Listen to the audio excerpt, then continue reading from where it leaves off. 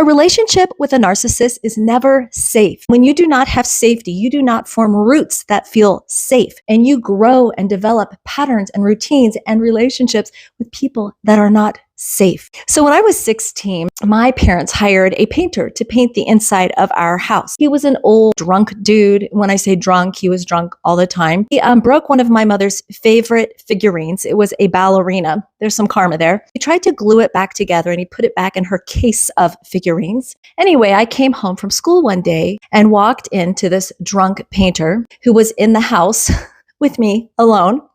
And as I walked down the hallway, he grabbed me and physically attacked me. He wanted to know, did I like how this felt? Is this what my boyfriend did to me? It was disgusting. I was terrified. I had to wrestle my way away from this man. And I ran downstairs and I locked myself in the room that we called the den. And I stayed in that room until my mother came home. Now, this was very humiliating, you see, because in my family, we did not share things that were emotionally charged in any shape or form. But I felt the need to share this with my mother because I did not feel safe. So I told my mother, this painter that you have hired has physically attacked me in a sexual manner. And I do not feel safe in this house. And I don't know what to do. How do I come home from school tomorrow? What am I going to do? And she said to me, well, you just lock yourself in the den. That is what you do. There was never any emotional support in our house. And in addition to that, it became clear there was no physical support. And so that is what I did. I came home every day and I locked myself in the den.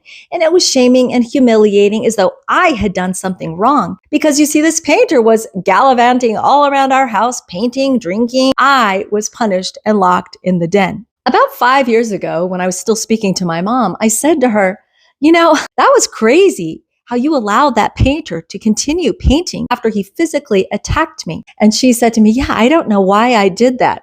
Well, I can tell you why she did that.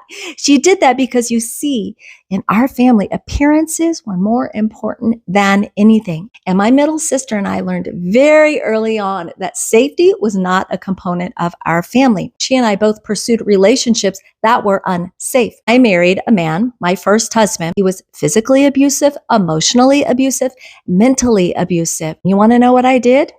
I kept appearances up. I locked myself in the room.